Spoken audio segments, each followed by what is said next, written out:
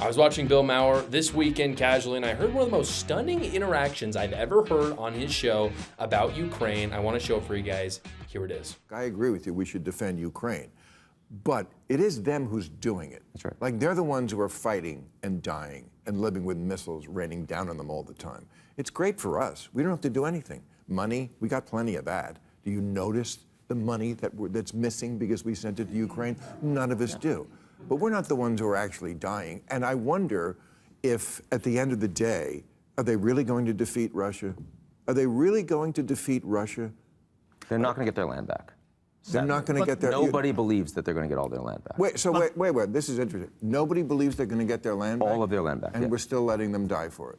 And we're still, because they want to defend themselves. They don't want, they remember what happened during the famine when millions were killed under Stalin. They will fight to the last man and woman to keep their country, to keep their territory. But the 20% that Russia's taken and the rapes and the deportations, yeah, they're not going to get all that land back. No one thinks they're going to be able to retake that against a much larger Russia. Well, first off, Bill Maher, we do feel it. Maybe you don't because you're super rich. Believe me, we all feel the money that we're sending to Ukraine and the inflation that we just went through for 4 years. And we're never going back, by the way. That inflation isn't just over. It's with us for the rest of our lives. But his question, this is the big question. Are we really going to defeat Russia? Is the question. I've talked about it so much. I'm not the only conservative that's talked about it, but it is the question. Are we even going to beat Russia? A question, by the way, that no establishment Republican or Democrat will answer. Neither of them will. Are there some politicians that will answer it? Sure. If they're in the establishment, they will not. What's the end game, guys? Seriously, is there any end game? I'm not saying I have to agree with the end game, but just give me something. I've had plenty of arguments with people on the right, on the left about Ukraine, and this is just the one question I want. Is like, how does the war end?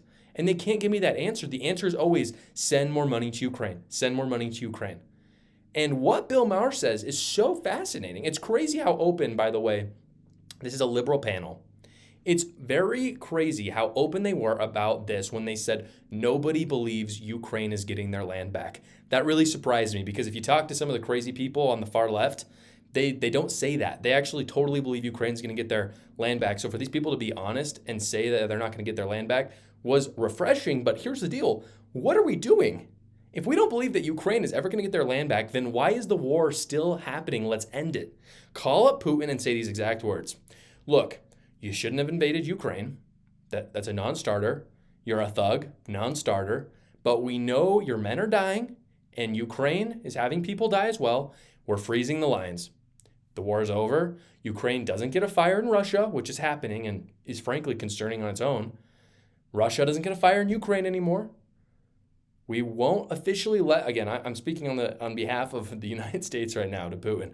We won't let Ukraine into NATO because that's already what we promised. But to be clear, if you attack Ukraine again, we'll bomb the freaking crap out of you because we're the United effing States, baby. That's what you say. That's what Biden cannot say. Antony Blinken, Secretary of State, is the biggest joke of foreign policy that we've ever seen.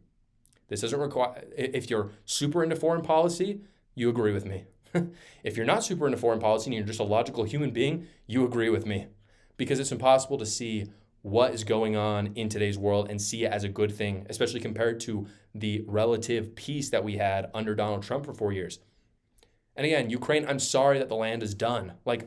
That sucks. As someone, if Mexico invades the United States today, can I just openly say that we'd be okay with losing the southern part of California? No, of course not. But we're the United States, and Ukraine is Ukraine. So here's the thing. Will Ukrainians all fight till their dying breath for that land? Maybe. If the answer is yeah, and that's kind of what these panelists are talking about, that Ukrainians themselves want to fight. Fair enough. I commend you for that, by the way, because I don't know if Americans would have the same patriotism if, say, Mexico invaded the United States. I'd like to say I would, but, who knows until it happens. But here's the deal. So yes, you can fight till your dying breath if you want to, but here's what you can't do. We can't be giving you billions of dollars forever and ever with no end game. If you want to fight on your own and be, and have your sovereignty, then you have to be able to defend your sovereignty. Otherwise, you're just the United States. Otherwise, the United States should invade Ukraine and it should just be a satellite state of the United States. So again, if they want to keep doing it on their dime, that's fine, but we all know that they can't. That's the whole point. That's why the United States is funding them. So they can say they're going to go to their dying breath, but believe me, if the United States pulls out, it's over for them. They're done immediately. And Bill Maher goes in on this concept for a second. You can see he freaks out. He's like, wait, if we know we're losing, then why are we still continuing the war? But then he backs off, and that's the problem. We believe that they will die for this land, and we're funding it, knowing Russia's going to win. Just think about that sentence for a second. We know more Ukrainians are going to die, and Russians, by the way. A lot of these Russian men don't know what's happening. They're just serving their country.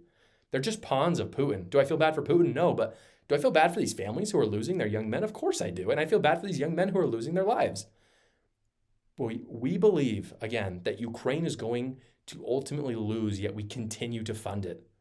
There was an argument to be made for a time, and I'm sympathetic to this argument because I think this is looking at the big picture, and it was that if we fund Ukraine, we won't have to get our own troops involved, and we'll be able to degrade the Russian military. So essentially, we're literally paying to degrade the Russian military.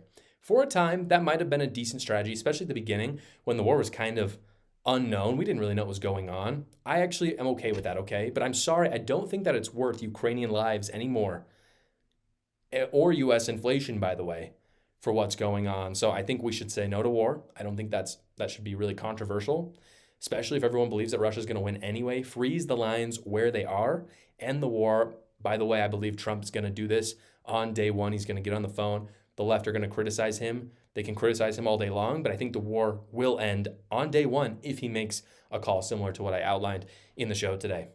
Thank you so much for watching, everybody. Please go down below, comment, like, and subscribe, and watch another video.